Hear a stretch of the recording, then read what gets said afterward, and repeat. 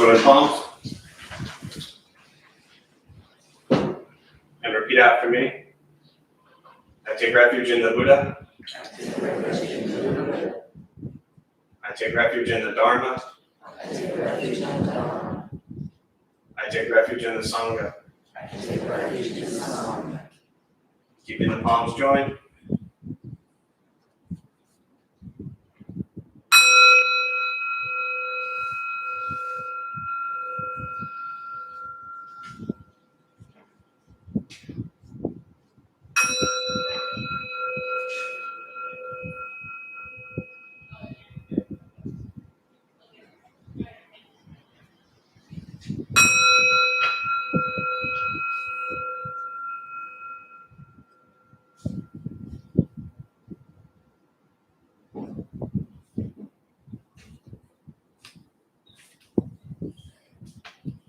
Put the palms down.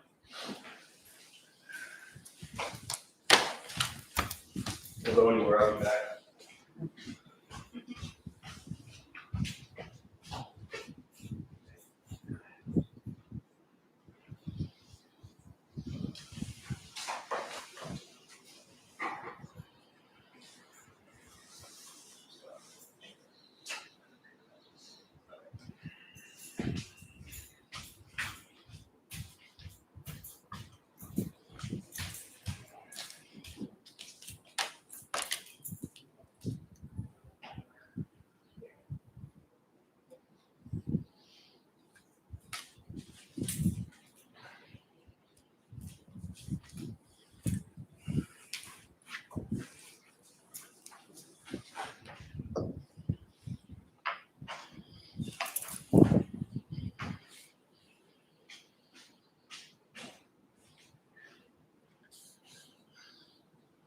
So now our latest problem is everybody who's RSVPing is actually showing up.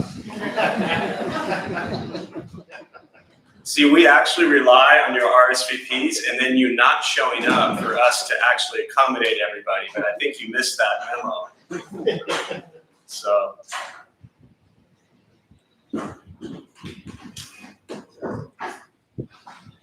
And you two are together, just sat down, right? Came together in the back there?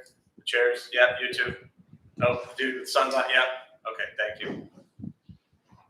Yeah, it's been 3 weeks of really trying to figure out how to comfortably open and doing our best to make sure that we stay open and doing our best to make everybody comfortable and doing our best to figure out this really annoying RSVP system.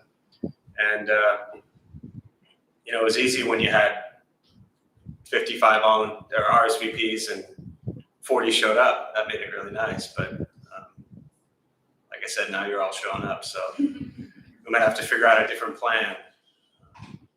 But glad you're all here. And all the way in the back. And are you comfortable sitting in this chair up here? I'm more comfortable here. Good answer. Thank you. Just making sure. So welcome to Intro to Buddhism on a Saturday morning. Like I said, I'm just grateful to be here, to be able to open. It was 16 months of seeing nobody and you know, staring at screens and talking to myself, really. And you can only do that for so long before you go crazy. So I'm glad we're able to open back up again. It's been really nice because we're seeing a lot of new people. You know, pre-pandemic, we see probably 600-800 people a week through this place. And now that we've opened up, we're seeing a lot of people that I think have maybe been kind of caged up for 16 months. And on that journey, figured that they might look into some meditation or Buddhism or something to help them deal with the craziness of what's going on. And so as soon as we opened again, all those people now have a place to run to. It's been really beautiful. Travis, is there somebody else? Two? Did they leave or are they coming in? She's waiting for something. Okay, because we have a cushion and chair. Okay. It also really sucks because for 15 years, our whole motto with the Dharma Bum Temple was show up as you are. You're a mess, show up. You're angry, you're stressed, you're anxious, show up. You got, craziness in your life, show up. We don't care who you are, where you're from, what you believe in, just show up as you are, and we will open our doors and welcome you. And now we have somebody at the door checking you in and getting your social security number. So it's an adjustment, and I don't like starting out class each day talking about things like this, but for me it's important because what it really introduces in the Buddhist practice is the idea of impermanence and change. And so many of us for our lives have been in these routines at whatever stage of our life we're at. We're in a routine. We have some sort of way that we go about doing things. And that, for most of us, has been completely disrupted the last 16 months. And we have been forced to try to, all of us, whatever your life is, it's different. And so we've been forced to have to change the way we respond to situations and new schedules and our inability to go places or get certain things, So the Buddhist practice of impermanence is really this is an incredible opportunity to see that. And the other thing with impermanence is, as I've said every time we've sat here in the last 3 weeks, is that since we last sat, 16 months ago, 4 million people from the coronavirus have died. And there is nothing more impermanent than the physical self. Well, that's not true. All the impermanence is all equal, but I should say the greatest attachment to the thing that we think is most permanent is ourselves. And like I said, there's over 4 million people that are not around today because of what's gone on in the last 16 months. And so this attachment to ourselves is really the heart of what this practice is getting at. And that self comes with a view and a perception of reality. And if you spend your entire life trying to feed into your reality, as opposed to embracing the larger reality, also known as truth, you're going to struggle. And so it often requires us, especially at times like this, to begin to shatter and break down and cut through some of that ego and sense of self that says, this is how I want things to be. This is how I need things to be. This is how things are supposed to be. Because when we do things that way, we struggle quite a bit. So as difficult as this experience has been, it's also been an incredible moment to practice everything we look at in Buddhist teachings about impermanence and attachment to self. We all come together for a period of time, and then we all cease to exist. That's just life. And we don't know how long we have. Right? So with that truth, why waste moments? Why waste days angry and upset? Why hold on to resentments and grudges and frustrations that eat at you day after day, year after year? Anyone been holding on to anything they're angry about for the last 20 years? I didn't even finish the question. Amy's hand already went up. I hadn't even given a time frame to it, However long you've been there, right? So that's the reality, is we've been holding on to these things for so long, and yet the impermanence of life, it could go at any moment. So try to liberate yourself. Try to free your heart and your mind from anger and resentment, and try to just appreciate the fact that, wow, I woke up today. Don't appreciate I woke up today. Appreciate you woke up today. All right. So with that being said, I think I've wasted enough time. Now we'll go ahead and sit. There's a chair in the front and a cushion here. If you can take these, please. Yep. Thanks. One chair, one cushion. Thank you. Oh, it was a big glare. I didn't know it was you. I felt kind of bad yelling at you, but now that I know it's you, I don't feel bad anymore. Can't really see, if it just glares. All right, so we'll go ahead and we'll start with the meditation practice. A couple things to tell you before we begin. Nothing's going to happen to you. You will not float away. You will not have any mystical, magical experiences. The mind that races all day long is not going to shut off. Do not judge your practice. Do not ask yourself if you're doing it right or wrong, if it's working or not working. You're just going to sit and breathe. You'll hear sounds inside the room, sounds outside. This is life. Life is filled with chaos, and the practice of meditation is learning to get quiet and still within the chaos. Posture, you just want to be comfortable. It helps if you're on a cushion, slide into the front third, push the stomach forward. Allows the back to straighten, shoulders are relaxed. Hands can be on the knees or in the lap, whatever's comfortable. If you're on a bench or a chair, also just trying to sit up straight. If you need to move, simply move. Movement doesn't make you a bad meditator. It just means your leg hurts or you have an itch. I will guide us as we begin, and we'll settle into a little bit of silence.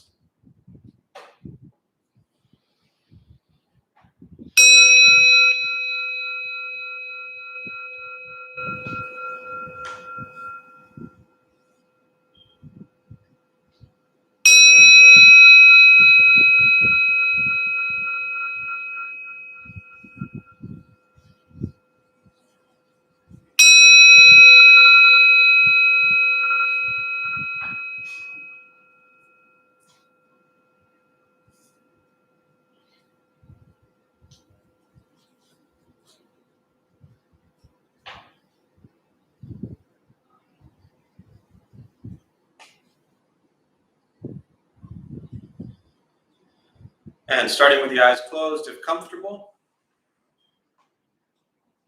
or slightly open. Mouth is open or closed.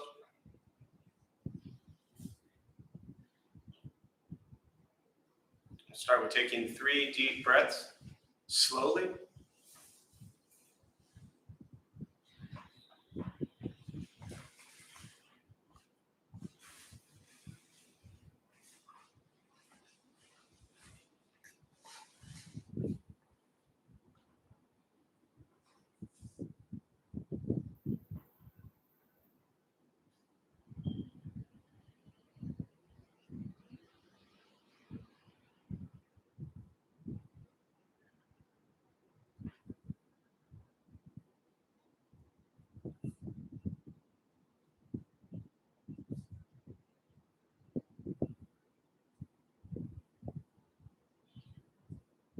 And eventually, settle into a natural rhythm of the breath.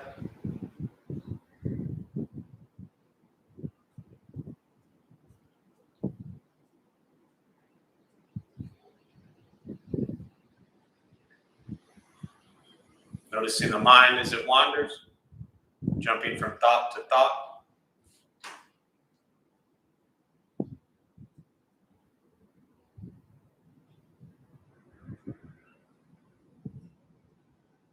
Start with gently guiding the attention, focus to the stomach or chest.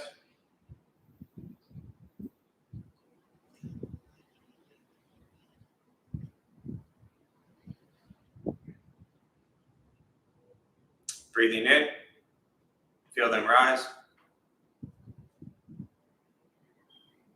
Breathing out, they fall.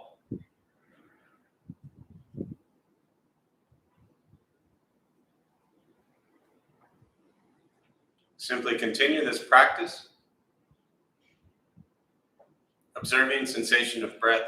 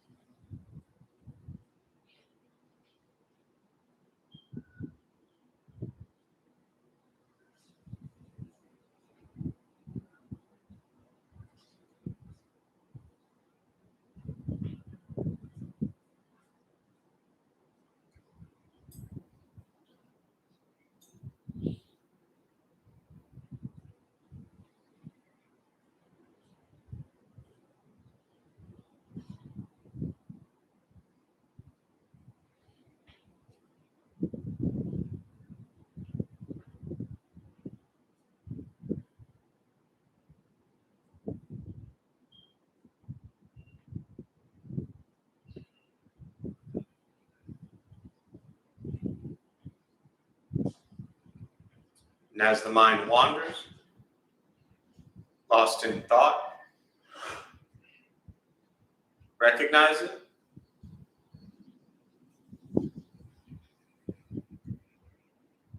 Release that thought.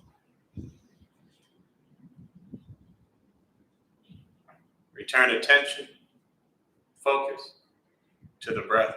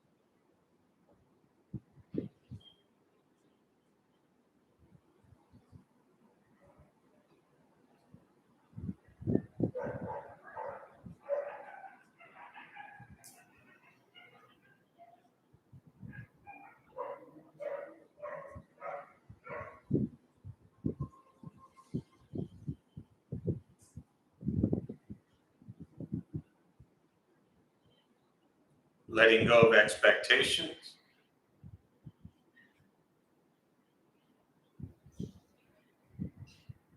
Letting go of judgments from the practice.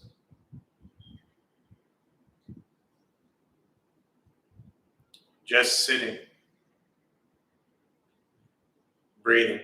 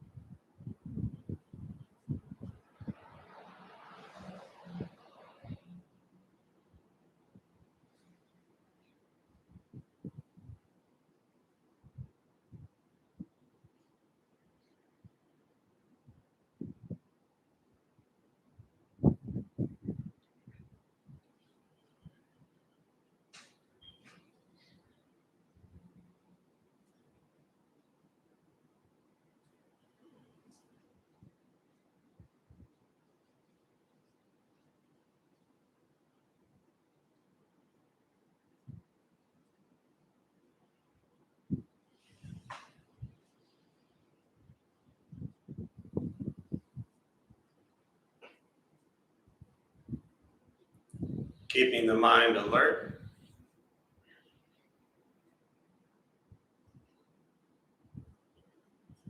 Aware of each sound.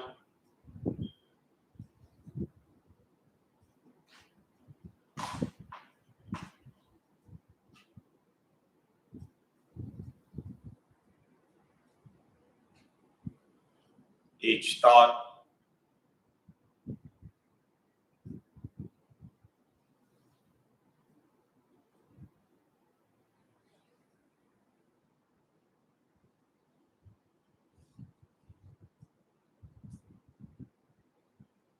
Each physical sensation.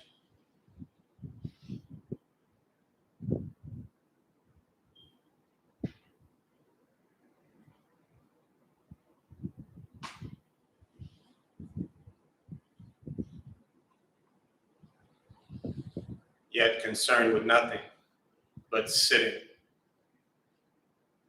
breathing.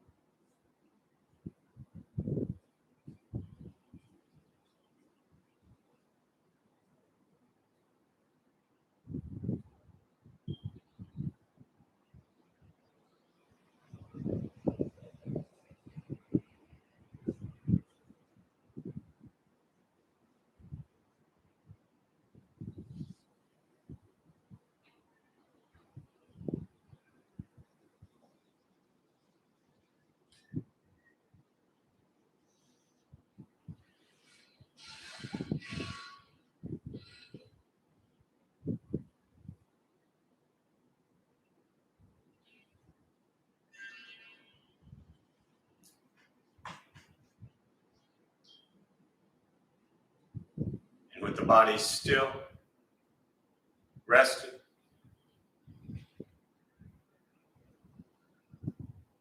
And the speech quiet, aware of all sounds.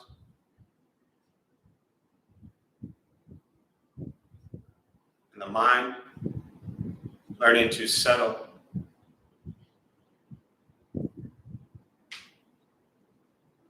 Know what it's like to just sit and breathe.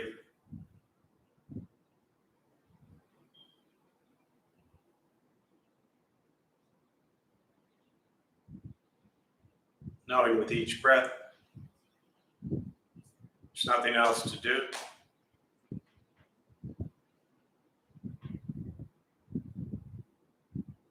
Nowhere else to go.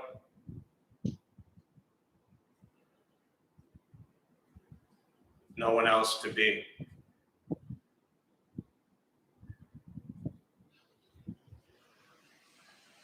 Everything beautiful, exactly as it is. Sitting, breathing.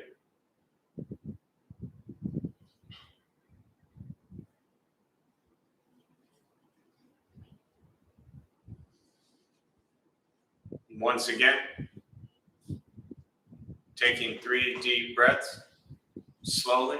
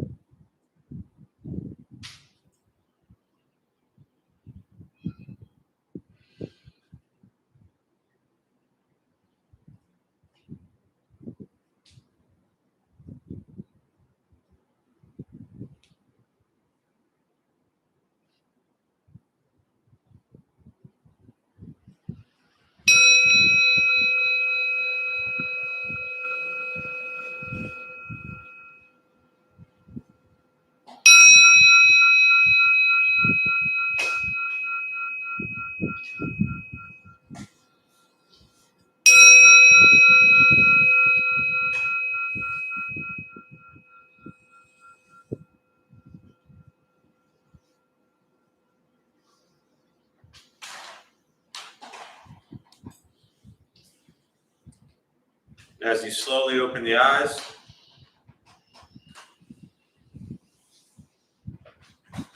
slowly begin to move.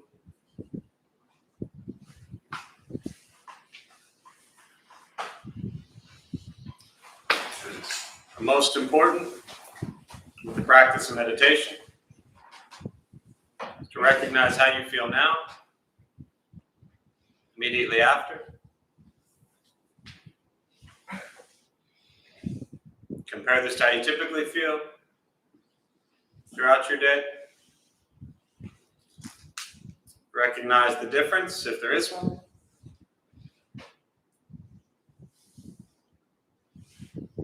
Ask yourselves how you prefer to feel every day for the rest of your life. And realize however you feel now, if it's quiet, calm, still, or a busy mind, racing mind, whatever you're sitting with at this moment has nothing to do with anything I said.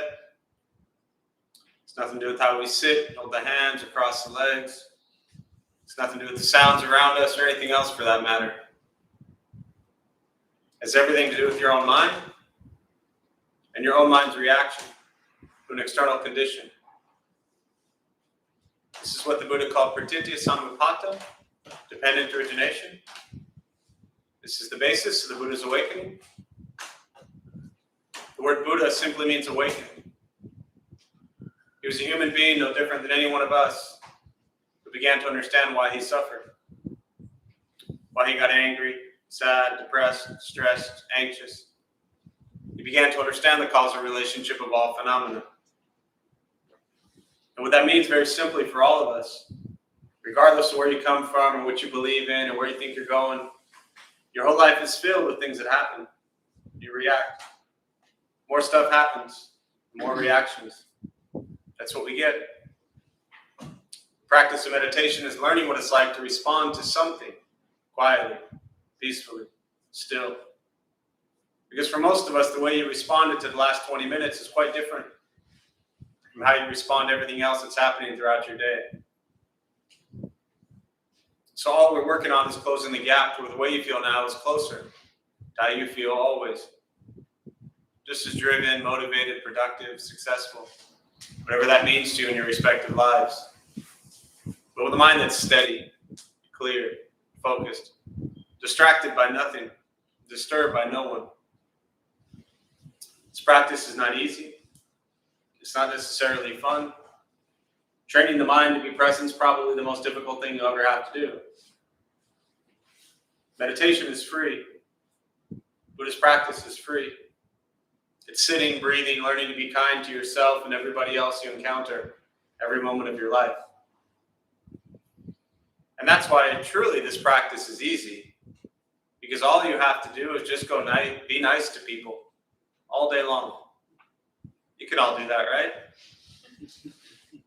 It's easier at the evening class because by this time it's like 7:30 at night, and so there's a better chance that they're going straight home into bed. But the morning class, you got all day, you're stuck having to be nice to people. That's rough, you know? Meditation's not an escape, especially for those who might be new to this practice, thinking that like, oh, my life is a mess, I'm going to go meditate and make everything better. I hate to break it to you, but if you showed up here with your life being a mess, you being here for the last 30 minutes didn't change any of that. I wish it did. But what it hopefully does is it allows you an opportunity to slow down and just reflect in and come from a place of gratitude and appreciation to just be sitting and breathing. And then when you get up and you go back to the rest of your life, maybe you view it or treat it or approach it a little bit differently. So this practice helps us become aware of what we think, what we say, and what we do. And what you think and what you say and what you do creates your life. So if your life is a mess, you can't blame anybody else for that. I mean, it'd be a lot easier if we could, right? But you control your thoughts, your words, and your actions. And when those thoughts and words and actions come from a place of kindness and compassion, then your life will get better. It doesn't mean the people around you are going to do everything you want them to do. If you haven't figured that out by now, that is never going to happen. I'm sorry. So the sooner we let go of this idea that the whole world is just going to operate the way we want it to, the easier your life will be. This also is a very core, fundamental Buddhist teaching called non-attachment. We have these attachments to ideas and ways that we want people to be. Anyone in this room have anyone in their life they wish would be a certain way? And if every single hand is not up, you're all lying. That's another teaching called no lying, but we don't have time for that today. But you all failed that one miserably. Right? It's how we operate. It's not about making yourself feel, or viewing yourself as like this bad person because you have expectations of others. You have them, and you're always going to have them.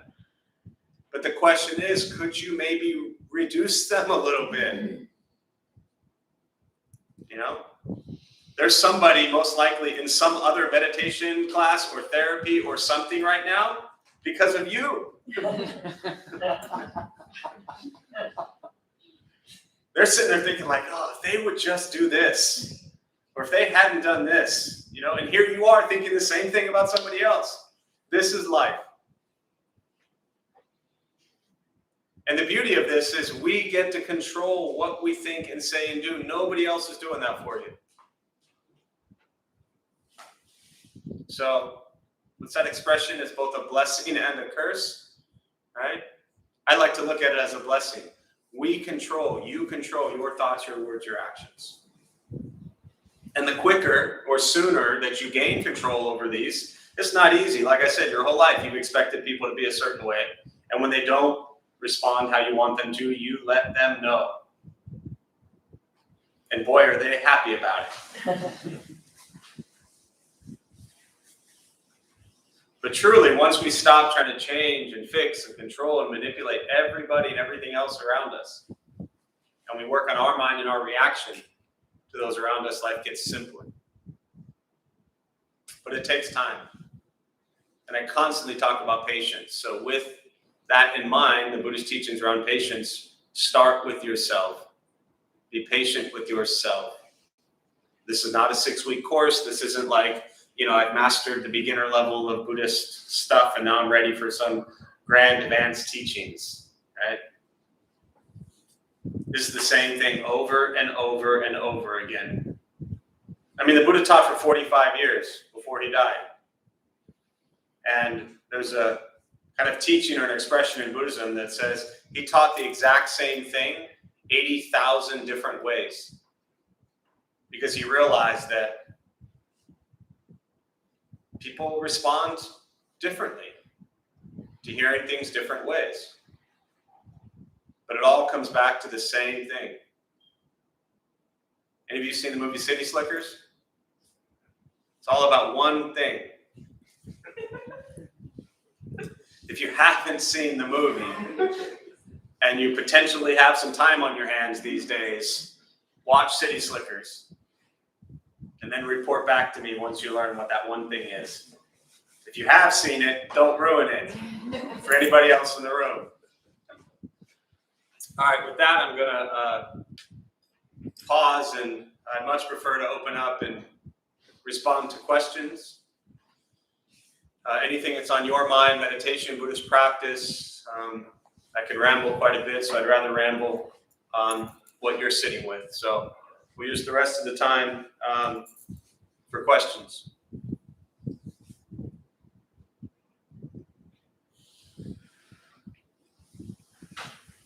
And to our millions of YouTube followers, thank you for being here. It's great to see you.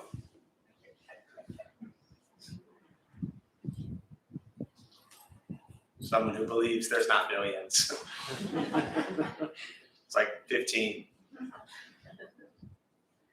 But you're just as important as the millions. Questions, meditation, Buddhist practice.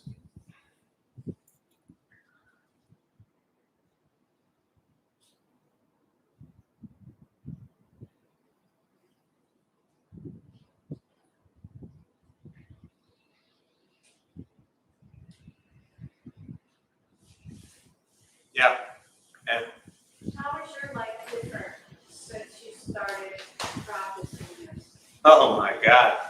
So the question was, how is my life different since I started practicing this? I mean, my initial thought is, what 2 examples out of the thousands am I going to give? One of them is it's Saturday morning at 11 o'clock and I'm sitting in front of 45 people giving you guidance on ways to help you make your life better. That's ridiculous. It's a funny thing because one of the topics I was going to talk on today, which never ends up usually happening, but now I guess it will, is that if people actually knew how I lived my life or things I did before, none of you would be sitting here right now. You would be passing, potentially, I don't want to say what anybody would be doing, but there would be so much judgment. And I talk about my life all the time, so it's not like I've hidden anything, but just in general, there would be so much judgment about things I've done or the way I've treated people or things I've stolen or things I've killed. Never people. My behaviors, my actions, my misconduct, my intoxications. I mean, there would be, so much judgment about how I lived my life in the past. Rightfully so, potentially, because it was terrible. And I got into Buddhism 26 years ago. I first read a book on it. And 18 years ago in 2003, it actually became an everyday part of my life. And so somehow, over the last 18 years, I've cultivated a life where you're all sitting here listening to me. That's insane. You know? I grew up filled with anger and hatred and disappointments and resentments and, you know, just a mess of a life, you know, for a very spoiled, privileged white kid from Del Cerro. That was my life. So the fact that it has me sitting here today, I have no anger. I have no resentments. Are there a lot of things I wish I hadn't done? Sure, but what good is it going to be killing myself over it? You know? Are there millions of things I look back on and say, you really shouldn't have done that? Absolutely. But can I change any of it? I can't even change what I just said 3 minutes ago. But for some reason, we'll sit around our whole life thinking about, man, why did I do that 20 years ago? That was dumb. You know, I've hurt so many people, like deeply. You know? And yet I'm able to still have kindness and love for myself for all the terrible things I've done. So, hope that gives you an idea of how my life has changed. But I'll tell you what, my life has gotten a million times harder than it ever was. See, this practice, I don't think makes your life easier. You know? It makes it more difficult. David, I want you to be nice to every single person you encounter. Every moment for the next 2 days. Is that going to be easy? No. No. He said no for those who didn't hear you. It's hard. Hold yourself accountable for everything you think, everything you say, and everything you do. Ask yourself, is everything I'm thinking, everything I'm saying, and everything I'm doing coming from kindness, compassion, generosity? Or is it coming from greed, anger, and ignorance? Question yourself.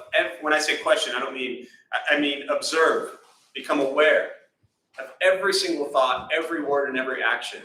Understand the intention behind it every single moment of your life. That's what this practice is about. That is incredibly annoying and really difficult. So often there's this, again, especially for those who are new, there's this idea that if you get into Buddhism, that, it's just going to be this, simple thing that you're just going to shave a head, put on a robe, and just float around and be all at peace. That's a bunch of crap. I spent, a year living with monks and nuns, and they're the hardest working people I've ever known in my entire life. They just work hard with a tremendously different intention and motivation than most of us do. I mean, we'll spend 2 hours thinking about what shirt we should wear. Right? Been there, huh? And I'm not saying that to make fun of anybody. You've been there too, because I've been there. So when I say these things, I'm not saying them in ways of judging others for doing it. I know what it was like to spend 2 hours on a Saturday afternoon thinking about what shirt you're going to wear that night. And after you go through the 50 shirts in your closet and you're like, these all suck, I don't like the way they look, you run out to the mall to get a new one. That was my life for years. And you're so lost in that world that you don't even think anything is wrong with it. Because you call your friends and they're like, yeah, I'm doing the same thing. So all we do is just reinforce and encourage everybody's madness. Right? It's mind-boggling how ignorant we can be because we think these things are important. So, on and on and on. I don't even know where I was. Other questions? Does that answer your question?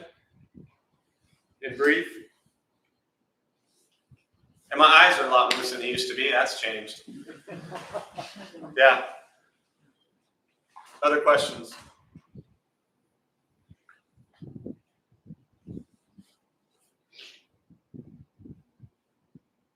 Oh yeah, but the monk and nun comment, what I mean to expand on that a little bit is that those who devote their lives at that level, which is not us here, we live our lives, we go to our Buddhist thing once or twice a week for an hour, and then we're back to our lives. their entire life is that practice. And so they work just as hard. While we spend maybe 2 hours thinking about what shirt we're going to wear, they spend 2 hours, sweeping leaves or in a meditation practice or clearing space for other people to show up. It's a whole different thing. It's not like they just like sit on a mountaintop and their mind is all at peace just because they're like a monk or a nun. They battle demons just like we do. So, other questions? Yeah. So out of like all the things that you've learned how to navigate on a daily basis over the years, do you feel that there's any things that have become second nature easier than others? For instance, like maybe like the lying thing maybe is become like second, easier. Yeah. Easier to lie. No, like not lying versus versus like the thinking thoughts or. So the question, it's a good question. It might have to ponder for a minute. The question was, for those who didn't hear, is that, so for the time that I've been at this, are there certain practices or teachings that have become more second nature or easier than others? And I think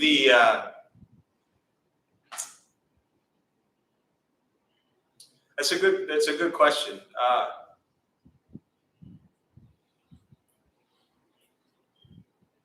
I don't know what. I'd have to ponder it longer than the amount of time we have here, because I don't know that one has necessarily, or any of them have necessarily become easier than others, truly. They're all still difficult. I hate to, sorry. They're all still really difficult, and I wouldn't feel right saying like, oh yeah, they're easy now, because they're not. I think what becomes second nature or easier is your immediate awareness of like, oh, that's lying, oh, that's killing, oh, that's stealing, whatever it might be. Like there's this awareness. I didn't lie, kill, or steal anyone this morning, just for those who don't know what this is about. I'll touch on that in a minute. But there's this immediate awareness that is second nature. But then there was this interview I did years ago, or it wasn't that many years ago, maybe like 5. And I said something about that all the time that I've been at this practice, the thoughts are not like gone. It's not like all of a sudden you have these perfectly pure thoughts your whole life. But you recognize what is coming from a really poor intention with the thought. And then you stop yourself from acting on it. And that's the real challenge. So, if you've been at this stuff for a few years, or this is day 1, or you've been doing this for 20 years, if you've been an angry person for 30 years, 6 weeks of meditation doesn't immediately get rid of your anger. But you begin to recognize these emotions as they arise. And I think that's what's become the easiest. But I'd have to give it more thought to see if one is like, pulled ahead of the other in the race to the finish line. They're all still really hard. And like I said, I mean, you've heard me for a long time now talk about my life and things I've done or whatever. But if I look back on when I give that example of, if you've done certain things for a certain number of years, they don't automatically just go away. I'm just talking about that from my own personal experience, and I'm hoping that might resonate with somebody else, right? So things we've done for so long, just because we have an intention to change them doesn't mean they immediately change. But that immediate awareness of like, oh, don't do that, that begins to kick in. Pretty much second nature. And then again, it's on me. Do I choose this way or that way? Remember the old Choose Your Own Adventure books? That's our life. So, yeah. Good question. Thanks. One example I'll give real quick for those who haven't heard it is years ago at San Diego State, there was a 20-year-old kid. He was an intern, and he'd done meditation for like 3 weeks. And he showed up on a Monday and he said, Jeff, I think I figured this meditation thing out. And I said, what's that? And he said, well, I was at a party Friday night and there was this guy and he was talking to my girlfriend and I got really angry. And I realized I should go meditate and calm down a little bit. And I said, Cole, his name was Cole. I said, Cole, that's great. What happened? He said, I hit him.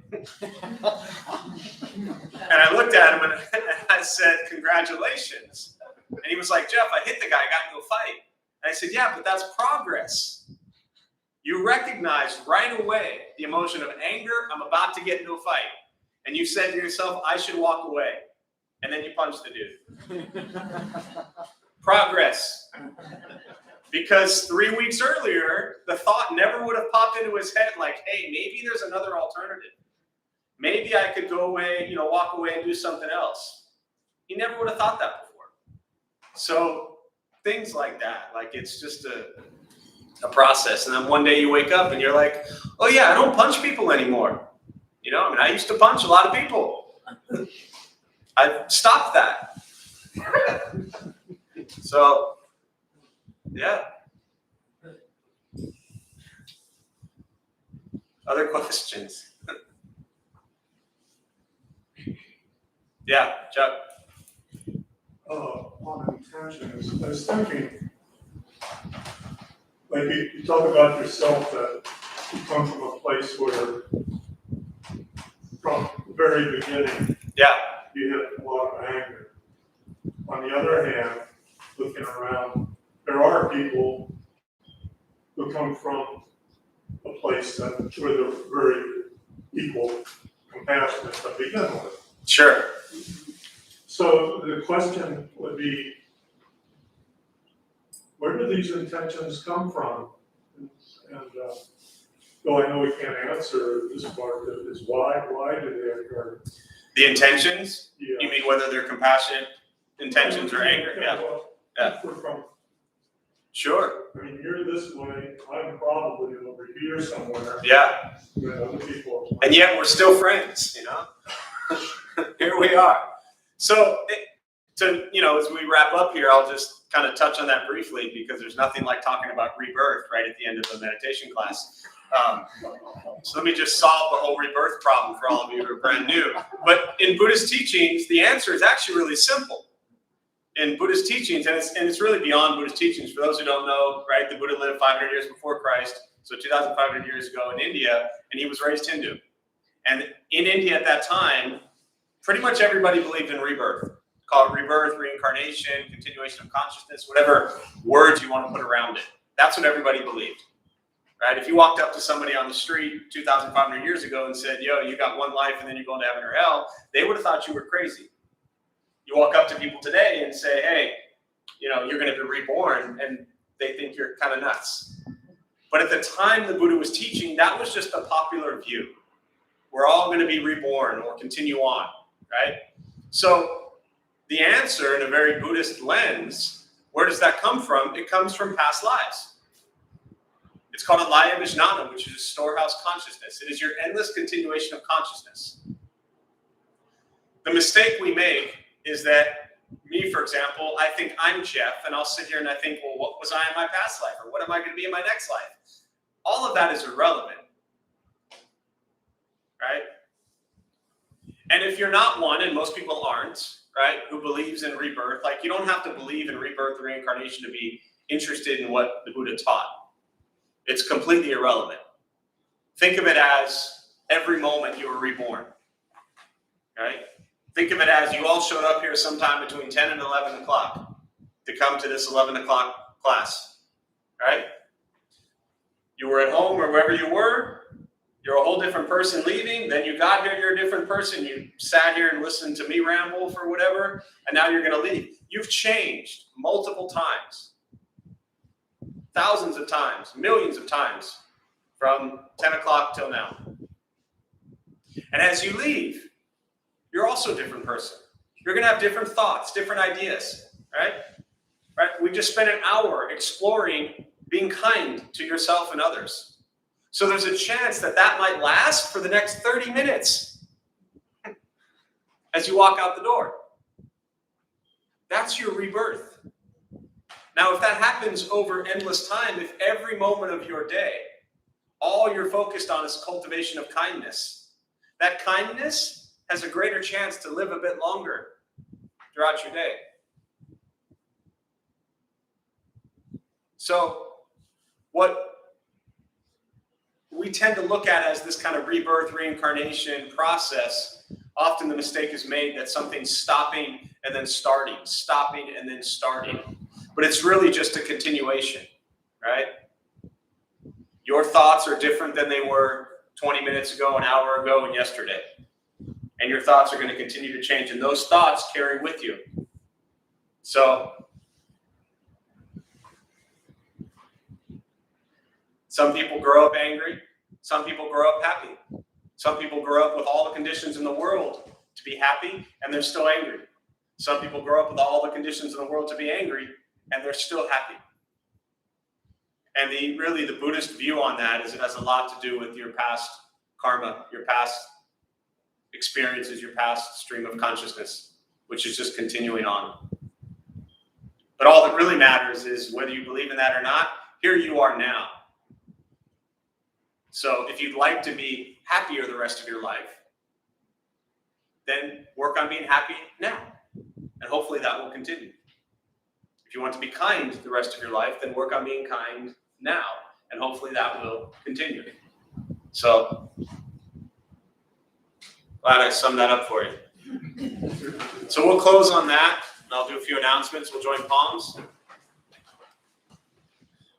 May the benefit of this practice be shared with all beings in all directions.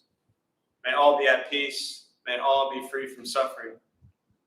May any merit gained from this practice be transferred to Brian and Linda's dog during their time of rebirth and to their suffering, and to all families and friends who suffer at this time from the 4 million people who have lost their lives. May we all be at peace and free from suffering.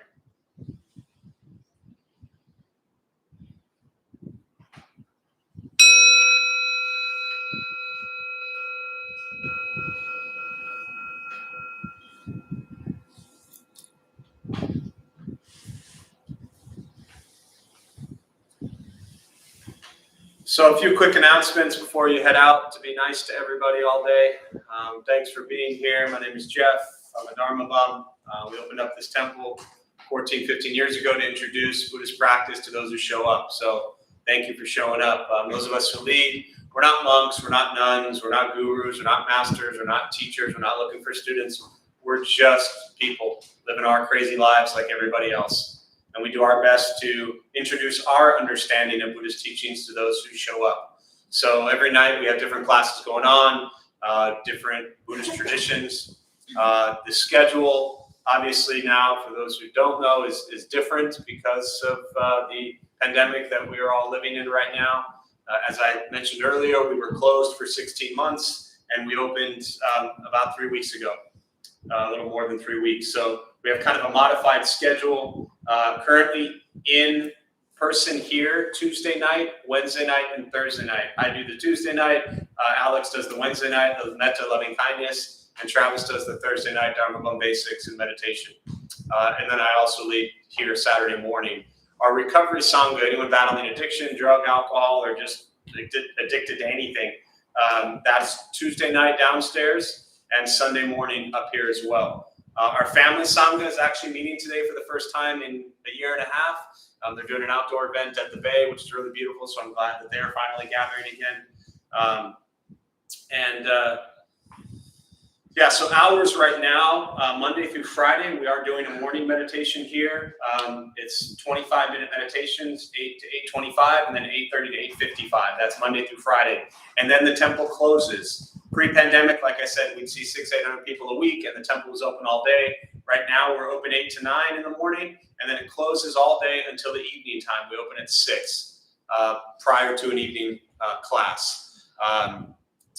Buddha for You also is open only Saturday, Sunday from 12 to 3.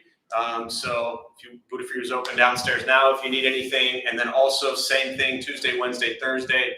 It's open just an hour before class, 6 to 7. So we're on a very modified schedule, modified capacity. Like I said at the beginning, we'd have 70, 80 people here on a Saturday, and we've limited it to 40. And again, that's why we bumped the RSVPs up for attrition and things like that. But I guess people are now showing up to their RSVPs, so we'll have to figure that out. Because we hate turning people away like we had to today, but we need to make sure it's comfortable for everybody who's here. And for those of us that are hosting this and welcoming all of you kind, wonderful people into the Dharma Bum Temple. So other than that, I think that's it on the announcements. Thanks all who are joining us on YouTube. We appreciate you being here, and be safe, please.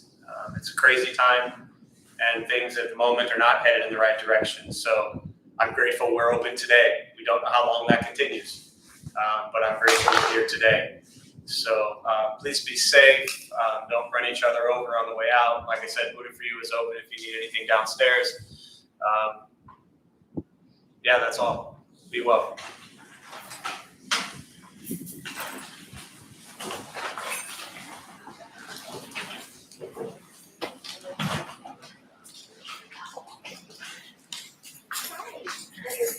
How are you?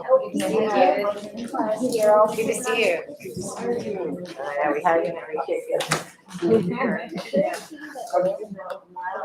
just carried it.